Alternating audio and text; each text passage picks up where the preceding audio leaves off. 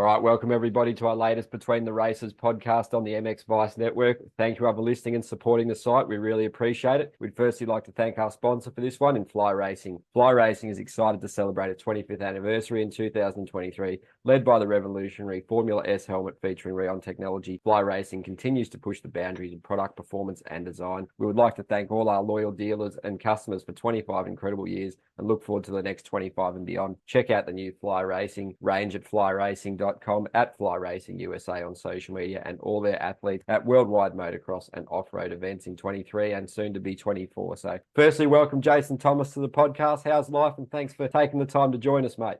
Yeah, everything's all good. Just it's kind of the quiet period before the season starts. It's kind of a weird mix because it's really busy. Like there's a lot going on, but you're also want to try to take time. There's holiday parties. Like we had a big holiday kind of lunch thing at work. And so there's this kind of push-pull of a lot of urgency, but then also, there's a lot of also festivities and things going on that are, a lot of those people aren't necessarily in the Supercross world, right? So they're like, what are you guys panicking about? Like we're counting down towards Anaheim here really quickly.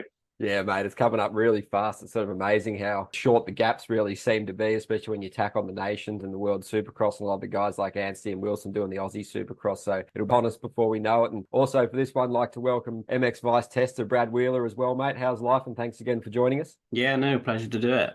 Yeah, we're all good. It's just enjoying the typical British weather. So, yeah, it looks like we might have some cloud this weekend and not so much the rain, so hoping to get out on the bike and maybe do a little bit before Christmas. So yeah, fingers crossed. Yeah, mate, absolutely. Hopefully it's kinder this weekend. That English weather can certainly be pretty brutal. So on to the racing. And yeah, JT, how was the Feld Media Days from you? Obviously, you would have extracted plenty of great takeaways from that as sort of preview 2024. So I guess what were some of the key takeaways and some of the guys that you sort of will be keeping an eye on? Obviously, listening to your recent podcast, you're looking at sort of Jet Lawrence. It was pretty interesting the take you had having, you've done so many of those off-season races, that brutal schedule just to sort of on the grind there. And Jet's obviously had a pretty busy off-season as well, racing Paris, obviously did the Nations and, doing some extra stuff too. So do you reckon that'll have any impact on him? Will he come into the season a bit jaded, maybe a little bit unfresh? So obviously, the effects a burnout can have. So what's your take on firstly Jet and some of the other things you took from those media days?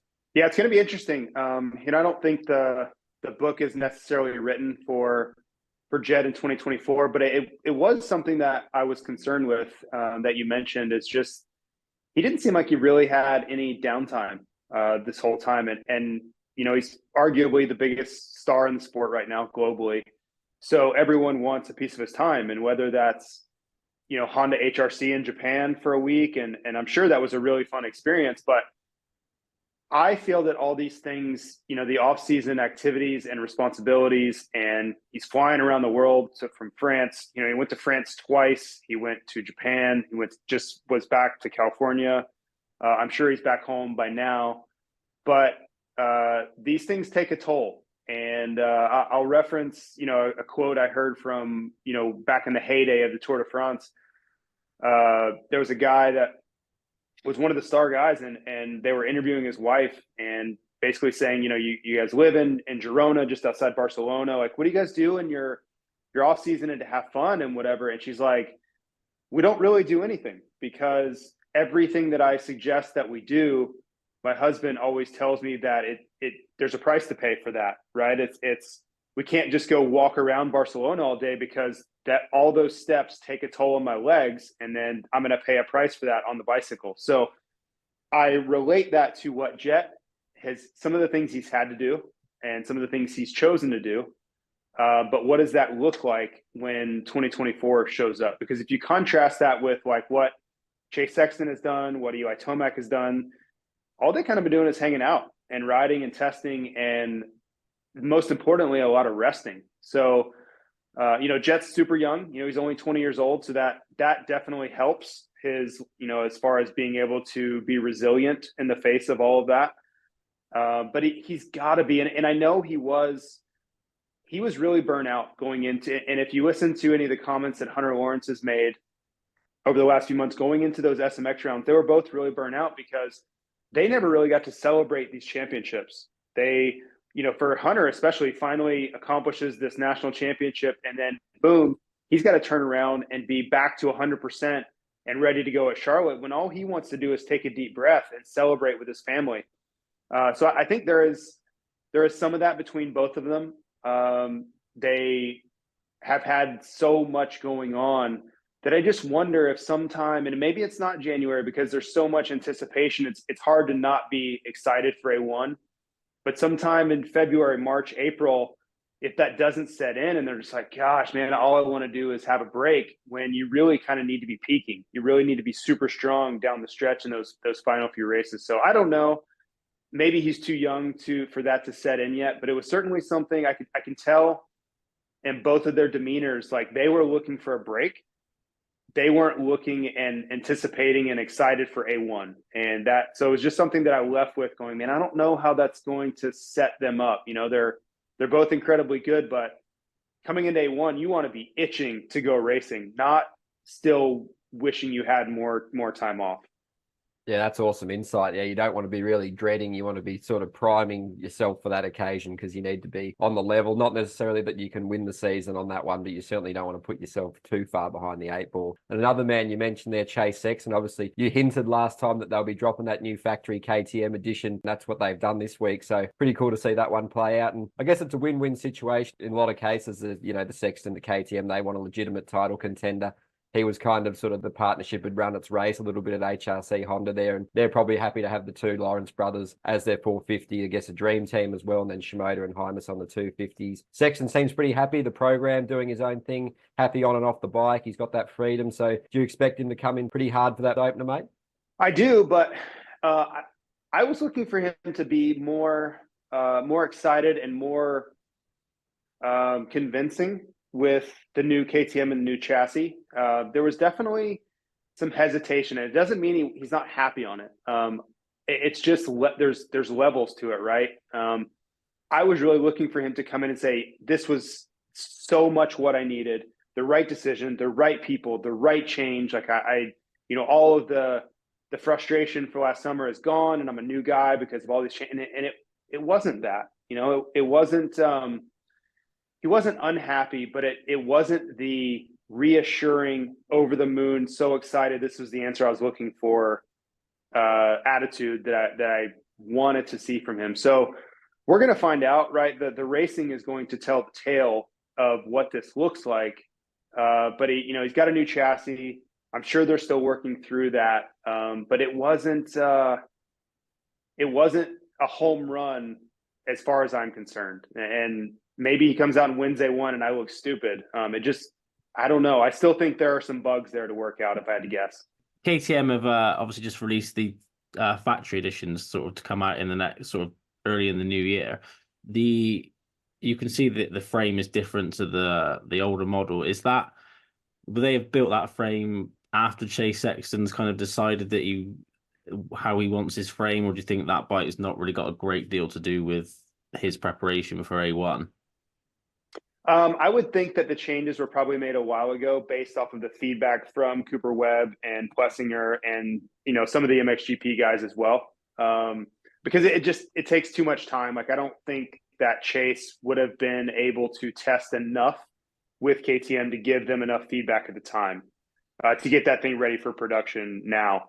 But in speaking to the other riders, it was interesting. The only rider that said, I don't like the new chassis and I'm not going to it, was Justin Barcia. He's going to stick with the old chassis. He didn't like the changes. He was really happy with the old bike. So just like anything else, it's personal preference. One of the most comical kind of aspects of the entire few days was having, Cooper Webb come in, then Chase Sexton come in, then Dylan Ferrandis come in, and you have Webb leaving the KTM, wasn't happy with the motorcycle, going to a Yamaha. You have Chase Sexton leaving Honda because he's unhappy with the chassis and going to KTM because he thinks that's going to be the answer. And then to round it out, you have Dylan Ferrandis leaving the Yamaha that Cooper Webb wanted because he doesn't like the Yamaha, going to the Honda that Chase Sexton didn't like anymore. So having those three all come in the same day and tell their stories of their preferences, that none of them would match up. Like, I told all three of them, I want to get all of you in a room and you guys need to have therapy and sort all this out, because none of this makes any sense. You know, one guy's telling us how great this bike is, and he left this other team because it's terrible. And the next guy comes in and tells us he's leaving that exact same team to go to his rival's team because it was terrible. And it's just, it's so funny how those things work. And again, some of it's just change for the sake of change. And then other, you know, it's personal preference too. But it's really, really interesting to hear those comments, because there's not a lot of uncertainty in their voice about their change. Like, they're telling you like this, you know, like Dylan Ferrandis, like, I don't like that, the Yamaha outdoors, can't ride it. No, thank you. And then Cooper Webb was like, I needed to get off the KTM and go to the Yamaha because of X, Y, and Z, right? And it's like, both of you can't, like the way you're laying this out, somebody has to be wrong. It's just really interesting. Yeah, I guess it kind of shows how many different styles there are in the sport, and just obviously the build of the rider and just the way they ride the bike is, oh yeah, like you said, personal preference. But you said about Cooper Webb moving to, or back to Yamaha. How different do you think that star team is now from when he was there previous? Obviously, when he was there, it was still kind of early days in their success, whereas now they're just an absolute powerhouse of a team. Do you think the atmosphere is a lot different to when he was there in sort of 2016? It definitely is, you know, and well, I don't think it's so much different than when he was on Star, but it's very, very different than when he was on factory Yamaha. And that was the real difference for him. You know, when he left Star and went to what was Monster Yamaha, he had different technicians, different team managers, different everything. The pieces and bits that they used on the motorcycle were totally different. The rules that they had about what they could and couldn't use were totally different. Whereas now, going back to Star and having spoken to their team, they're very open-minded about trying new things, you know, they don't have to be stuck in this really rigid box as far as how to go about the motorcycle. And I think for Cooper, he's very, very close with the team owner, Bobby Reagan. And that was a big deal for him, is to get back to that environment and that atmosphere that he felt comfortable with.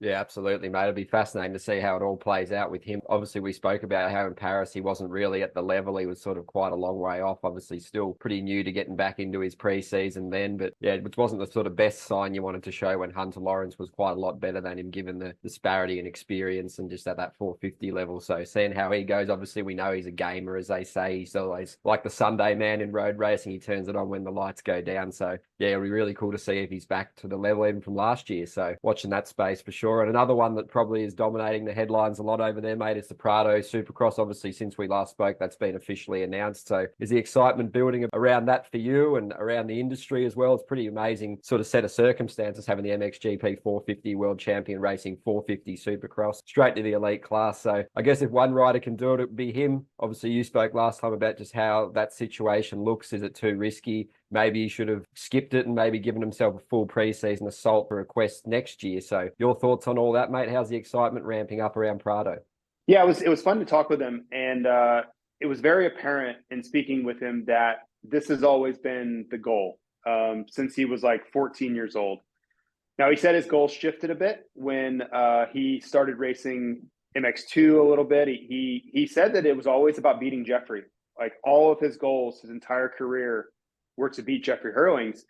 And he believes that he did that this year straight up, right? He was beating him when Jeffrey got hurt. He was leading the points the entire way, and he doesn't feel that anything would have changed. So in his mind, he accomplished what his long-term, lifelong goal was to beat Jeffrey Hurlings. And now he can reposition that back to the original goal, was to come race American Supercross. Because we had this room where we just spoke with him for basically like 30 minutes, and you ask all sorts of questions. And it was interesting because Ricky Carmichael was in the room, and, you know, all the, myself, not really me, but people that he would know from American Supercross were all in this room asking. And, you know, he said, I didn't really grow up watching MXGP. I grew up watching Ricky Carmichael and James Stewart. So those were really the races that I watched all the time. And my heroes was when I was a kid. So now that I've vanquished this goal of beating Jeffrey and winning an MXGP World Championship, I get to go back and chase this other dream that I kind of put on hold for a very long time. So now that I know that frame where he's coming from, it does make a lot of sense that he wants to come over, get his feet wet, do a few races, because in my mind, he's 100% coming over in 2025 full time. I don't think there's any question that that's going to happen. Now, I don't have any proof of that, but listening to him talk and kind of reading the tea leaves, you can expect him to be full time here in 2025. So I think he'll learn some. It'll help him in his prep for next off season to kind of know what the necessary speed is, where if he's anywhere close, or where do they need to get the bike better for 2025. But yeah, he's excited, and that's the biggest thing. He wants to make a go of racing in America. And if you've been watching his videos, Instagram, any of the media companies are out there that have been filming him, he's making big improvements and quickly. So I don't know what that translates to in the results. I do think he'll be a top 10 guy. I mean, his ability to get a start is beyond reproach. So that's going to set him up nicely. But you just hope he has a few good races, shows some flash, and then can get out of here healthy and then come back full time in 2025. But it is a really exciting thing. And I'll tell you what, the thing for me will be 2025 Pro Motocross, because that dude is the real deal when it comes to motocross. Supercross, we'll see. He's got some learning to do. But 2025 Pro Motocross, to have him and Jet and Hunter and all these guys go at it is going to be phenomenal. Absolutely, mate. Totally agree. And I was going to ask you about the expectations. Is top 10 realistic? Obviously, you think about a guy like Dean Wilson who'll be around that level. He's done Supercross for so many years, and just to sort of slot in and beat someone like that would be very impressive in the grand scheme of things. And there's so many, elite riders in that field, absolutely stacked. And I guess, how much weight would you be placing on this 3-round stint that he'll be doing? It's obviously a pretty key period determining if he wants to go full time. So obviously so technically gifted, so adaptable, so intelligent, doesn't crash much. But I guess you got to admire and respect the fact that he's throwing himself into that cauldron at A1 and racing straight into those 450 class, and, riding and racing Supercross, as you know, are two very different things. So is that realistic, that top 10? And there's just so much to learn, so much room for growth, and so much scope for improvement for a rider like that, isn't there? Yeah, I think he'll be okay. The way he gets starts is going to be the biggest help for him. He's going to put himself in positive situations. And if you look at a guy like Dean, his starts have been historically terrible. So it's, if you asked Jorge Prado to come in and start 14th each week and then battle into the top 10 in his first ever Supercross races, that would be a really difficult ask. But I think you're going to see him running around in the top 5 on the first lap more times than not. So that sets him up pretty nicely. The challenge for him, I think, is going to be, can he withstand the shuffle in the early laps? Because think about guys like Justin Barcia and Jason Anderson or Malcolm Stewart. Like, they're going to get in and get aggressive with him, right? If he's in the way, or if he's got a weak spot, like, they're not going to wait. They're going to be probably more aggressive than they normally would with anybody else, because they know he's only around for a couple of rounds and they want to get him out of the way. So he's got to be able to kind of withstand that barrage of riders. And, if you're not around these elite guys enough, you hear them say this all the time. And if you just get through the first 7, 8, 10 minutes, basically get to halfway without getting in trouble, without doing something stupid, without getting knocked off the track, the race gets kind of easy, because everybody settles into their pace and everybody's lap times are relatively similar. It's just being able to go at the beginning, being able to handle that sprint speed and not getting into any sort of trouble, crashing in the first turn, falling yourself, doing something stupid. So I would say the same thing for Prado. If he can hang around inside the top 6, 7, 8 in the first 10 minutes, he'll be just fine. Yeah, I think he's a world champion, 2-time MX2, MXGP world champion. I don't think that the pressure and the lights and the situation are gonna phase him too much. I think his biggest issue will be, like you said, if one of the guys runs it in on him in the turn, it's then if he can quickly regroup and still get through the rhythm section at race pace, rather than sort of having to double his way through there and lose a lot of time. I think that's where the experience with guys like Tomac, Roxon, and Anderson is what sort of plays a big part in why they're as great as they are. But do you think Prado, this is like the most hyped European rider to come over and do a Supercross race probably ever? Do I think he's the most hyped? Yeah. Yeah, for Supercross, it's hard to make an argument against it. Jeffrey racing Ironman in 2017 was huge deal, absolutely huge. I don't know that Jorge Prado carries the star power that Jeffrey does. If this was Jeffrey and the legacy of Jeffrey coming over to race Supercross, I think it would be far and away the most hyped ever. It just has something to do with Prado's demeanor. He's very soft-spoken. He's not super brash. I think most people kind of like him. So I'm super excited.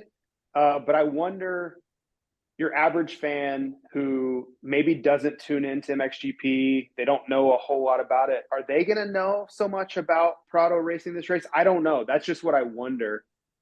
He's kind of a little bit more of a quieter superstar than what a Jeffrey Hurlings would be. Yeah, I agree. Obviously, we've heard rumors that the Coonan brothers are going to be sort of heading stateside, possibly in 25 also. Where do you see them sort of stacking up? Obviously, they're a lot younger than Prado. They're obviously in the 250 class. I guess they'll be 18 or 19 when they move over. Do you sort of see it going the same as VL, or more successful, less successful? Yeah, I think it's going to be a lot of learning for them yet. They're so young and they have so much talent, but it's going to take some time, and the biggest thing is they need to sort out some of the inconsistency. You can't go into every moto thinking, well, if I don't win, it's no good. I don't care if I finish if I don't win, right? That's not a sustainable path. And that's just going to come with maturity and understanding what it takes to win championships. And I think this year, racing in Europe is a great opportunity for them to do that. Take another step towards just maturity, both, mentally and physically. And there will be an opportunity for them in 25, I believe, in America. I don't know, I've heard that they're going to stay now, but I know that they want to come to America. And with the teams that they're on, it's kind of moving money around, right? Like, it's all under the same umbrella, so they could move them kind of when they want to. I just think they still have some learning to do. And the big thing you don't want to do from, watching riders come to America time and time again is you don't want to come too early, struggle, and then teams don't believe that you have what it takes, and then you blow your opportunity. That's what you don't want to do. So you want to come and make sure you come when you're ready. Or, if you sign a 2 or 3 year deal and you're going to come over really young, then maybe that's okay. But you just want to make sure that you're ready to make that jump and succeed right away, because it's a really high bar, and teams will give up on you really quickly, or just the influential people will kind of write you off quickly if you come over too early. And maybe it just wasn't time yet, but if you force it too early, then I think you can put yourself in a precarious position. Yeah, it's going to be exciting seeing how that all plays out. Another sort of thing that's a little bit of the unknown is the Triumph situation, mate. How prepared are they? What do you expect to see out of them? How's the bike? Have you got some insights on that? Because they've been pretty quiet on a lot of things, haven't they? They have, and it's that's a really interesting dynamic to watch unfold, because you look at what they have to step into. That 250 class, the engine packages that those teams have are incredible. And you look at the struggle that like Honda HRC and Mitch at Pro Circuit Kawasaki and these teams have gone through just to keep up. Like they're pulling out all the stops to try to get their motorcycles competitive. And these are teams that have been working on this same, relatively same engine for 15 years or longer. It's a crazy thing to think that Triumph's going to come in and have a competitive package straight away against these teams that have been refining and improving for decades now. So I don't have any preconceived notions. I'm sure they have really smart people involved. I just know that it's a really, really difficult ask to have a successful motorcycle right away without dealing with kind of endurance failures and things like that, right? They're going to be pushing that engine to the edge to perform. And anytime you're on the edge like that, typically you start to run into some sort of endurance problem. Yeah, I guess in the same boat in a lot of cases is the Beta with Nichols and Bloss, obviously two really experienced riders, especially with Colt doing that testing. He's so sort of in tune with the bike. Obviously, the HRC guys had so many positive things to say about him. So I'm sure he's streamlined the testing process and a really great asset for them, as well as Bloss. So how excited are you about those guys coming in and seeing what sort of impact Beta can make on the stage? Yeah, that one's very curious to me. It's not the same team that's running the MXGP effort, right? So it's different people, different technicians, different kind of organization behind it. So I don't know. I know they've had some challenges with the bike, getting it adapted to Supercross and getting dialed in. So yeah, I just hope there's patience there, and you just hope that guys can stay safe as they work through just the learning process of that motorcycle. I look at a guy like Colt Nichols.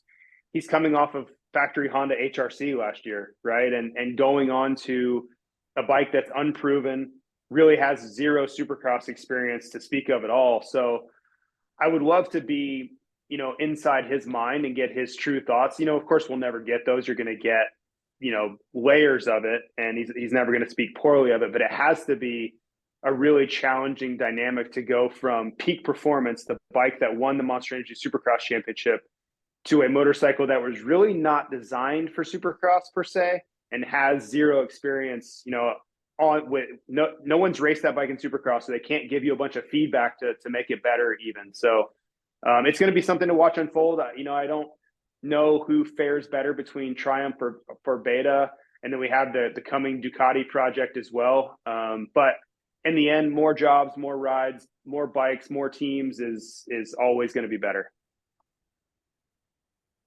Yeah. Do you think Colt is gonna kind of pick up where he left off on the Honda in the Supercross, sort of that sort of 5 to 10 range, or do you think the Beta will sort of hinder his progress a little bit and sort of knock him back to more of the 15th range?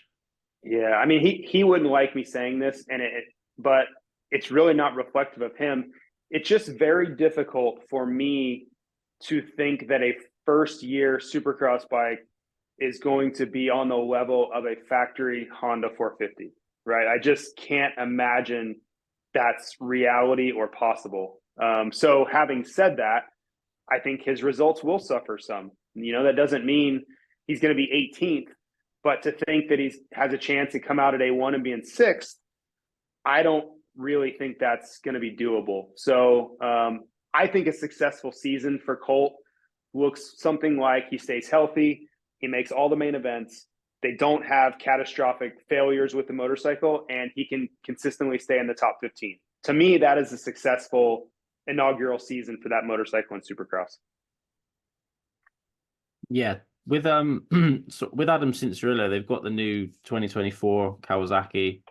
I was lucky enough to ride it a couple of weeks ago. It's much easier to ride, much smoother. Do you think that's going to sort of help his like wrist nerve situation, the fact that the bike's easier to ride? I know obviously their bikes are completely different to what they get out of the crate, but the general basis is slightly smoother and more complacent.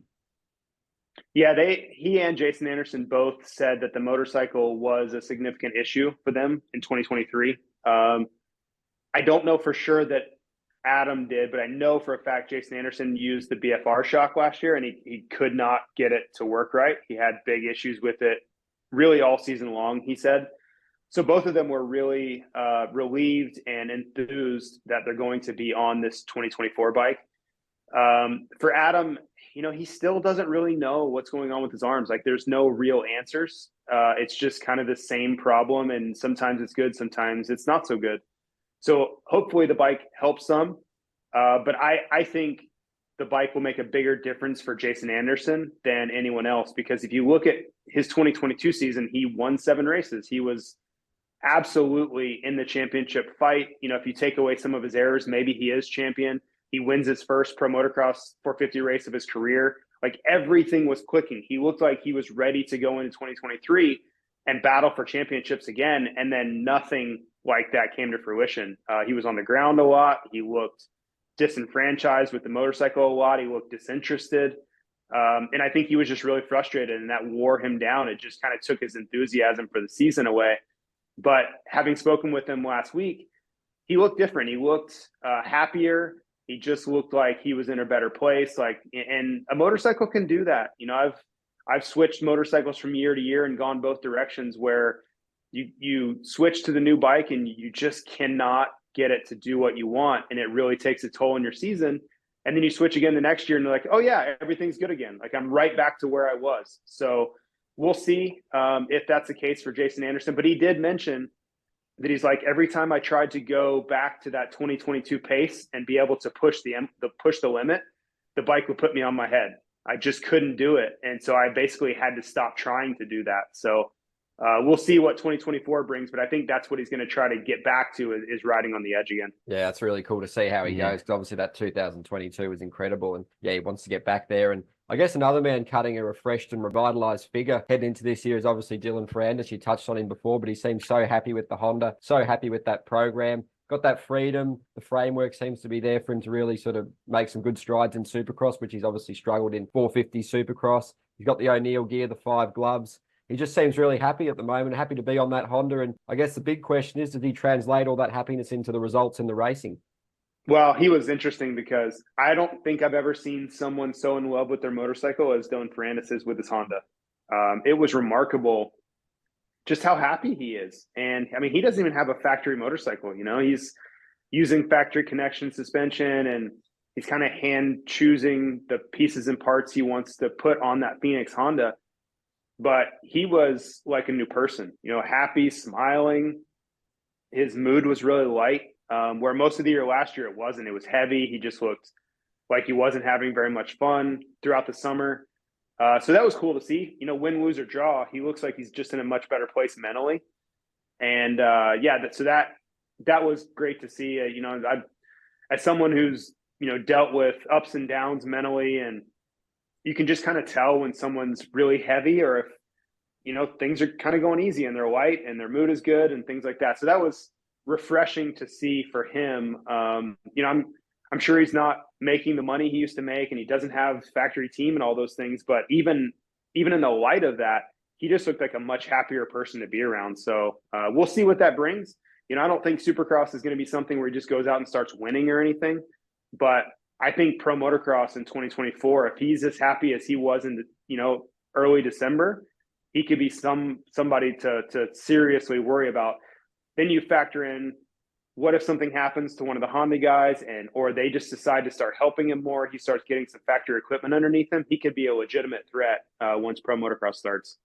Yeah, well said, mate. It'd be certainly cool to see how that plays out for him. And another guy that sort of, you know, we really want to see do well, and he is such a skilled rider, is Malcolm Stewart. Obviously, you hear the flying at the test track stuff, but apparently from what you were saying on your podcast, Christian Craig was saying he actually is really flying at the moment. So interesting to see how that goes. Obviously, they both, you know, want a bit of a bounce back after injury interrupted seasons this time around. And I guess, how are they faring with the bike? Are they feeling more comfortable? Because obviously you probably didn't quite see the level of, you know, expertise in the whoops where they make so much ground up in those areas for those two riders. So how good's it going to be seeing those guys fully fit and firing come A1? Yeah, it should be good. You know, Christian was just kind of back to normal. You know, I think he's healthy again. Mentally, he's back, and he's just kind of ready to go again. Because if you think about A1 for Christian last year, he comes in, he's like second in the free practice. I think he was third in the first qualifying session, and then he has this huge crash in the final qualifying session. And even to, you know, in his own words, he said, that just ruined my confidence. Like, we came in on top of the world, and then I didn't trust myself anymore after that crash. And you could really see his results suffered. Like, he was running around 10, 11, 12 the first several rounds of the series. And he started coming back a little bit, getting back in that 6, 7, 8 spot. And then he had that big injury. So I think mentally for him was just getting back to a place where he trusts himself to go fast again and allow himself to ride without hesitation, which it sounds like he is. But having said that, all he could talk about while we were speaking with him was how fast that Malcolm was going. You know, he basically said, everybody's just chasing Malcolm everywhere we go. No one can touch him. Doesn't matter which track we go to, what day it is. We're all just slower than Malcolm right now. So that was pretty telling. We'll see what that shows up and what that translates to at Anaheim 1. But I heard that from more than a few people about how fast Malcolm Stewart's going right now. See, Malcolm's changed boot brand I don't know if you know anything about that. He's obviously moved from the Gaya into the city. Yep. Does City have much presence in the US? I don't really ever recall seeing anyone in a City boot. And obviously, Gayron's pretty Uh, popular with Brayton and the Husky team, and obviously yep. James Stewart wore them for years. hmm They do. In the U.S., it's all about distribution. That whole game is about who has basically nationwide distribution. And so, yeah, CD's been around. Different riders have wore them at different times, but they didn't have that kind of poster athlete like Antonio Cairoli was for years for MXGP. So that's that. I think it's a great move for them. It's certainly going to get them a lot of eyeballs that they didn't have before. But then for Garnet, Garnet's had lots of guys. Zach Osborne for years, and the company I work for, Western Power Sports, has distributed Garnet for a really long time. So I've been super familiar with that brand. I wore it back in 2005 myself.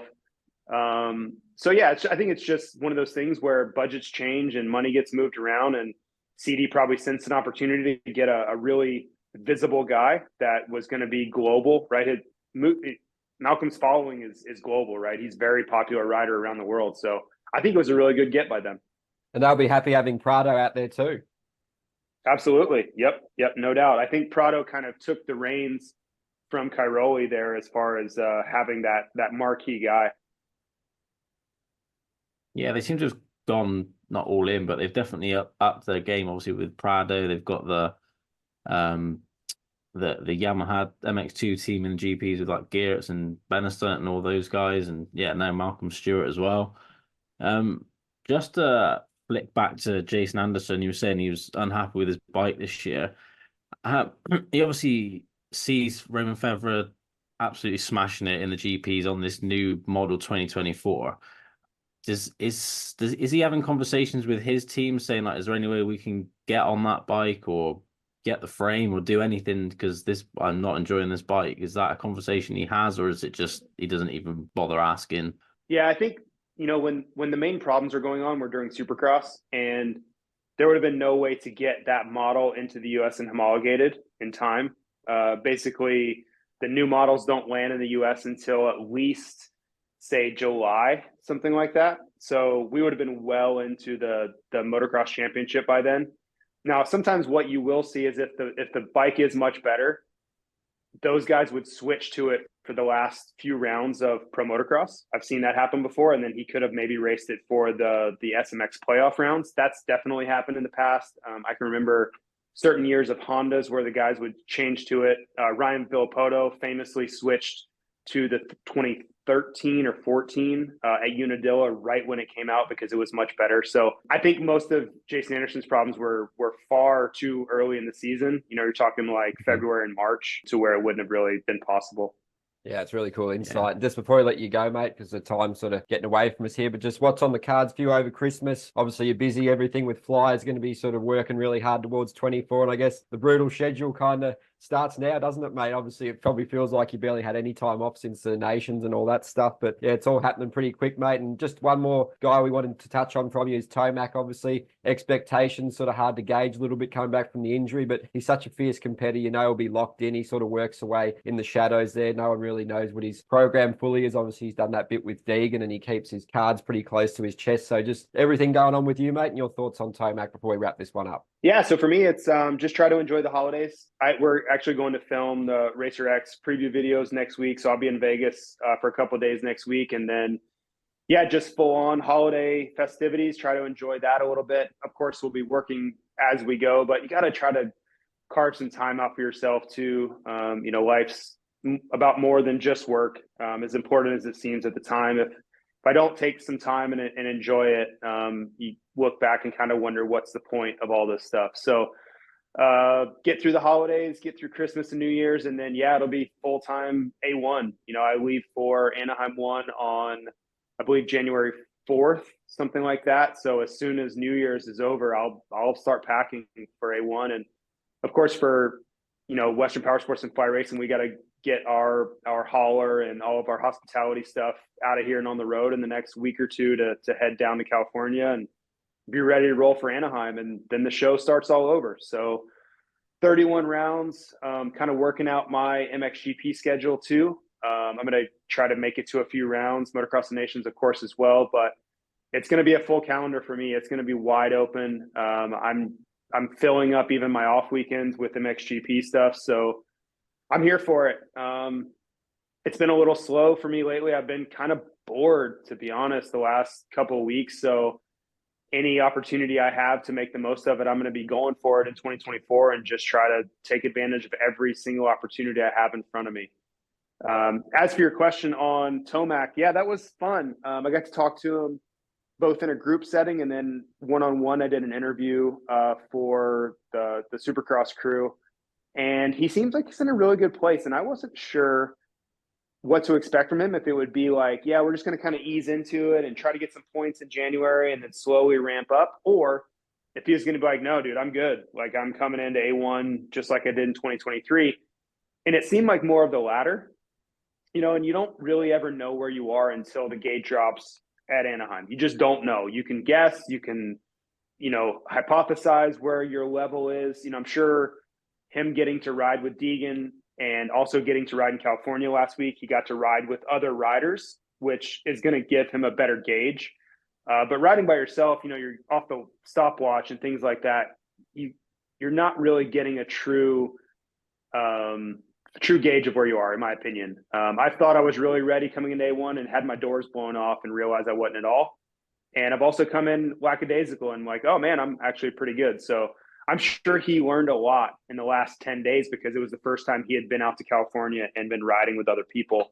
But I do think he'll be fine. What does that look like for A1? We'll see. Last year, both 22 and 23 were historically his best Januaries to date. He would tell you that it's because the Yamaha and his starts were way better. So maybe that continues. If he gets good starts and there is no residual lag from the Achilles, then maybe he's just off to the races again. So we'll see on that. I do believe that starting fast will help him a lot. It'll help his confidence. He'll get right back into the groove of where he left off in Denver. And it won't be this, trying to think of the way to phrase it. If he has a really bad couple of opening rounds, I think doubt starts to creep in a little bit and you wonder, can I get back to the level I was, right? Am I too old? Did I lose the edge with this injury? But if he starts fast and he comes out swinging, then I think he just gets right back to the old Eli Tomac that we've always known. Yeah, awesome, mate. Thanks again for all your insights and for taking the time in your busy schedule. We definitely hope you have an awesome Christmas and we look forward to speaking again soon, mate. And just quickly, thank you also, Brad. Any final thoughts from you before we wrap this one up? And obviously, thank you to Fly Racing for sponsoring this one too. No, I think we're all just waiting on the edge of the sofa or couch, wherever you're listening to this, for A1. I think everyone's just waiting for that gate drop now. Everyone's had enough of the off-season and ready to watch some racing. So yeah, not long. Countdown's on. All the best, lads, and thanks again for taking the time. We look forward to speaking soon. Thanks, guys. See ya.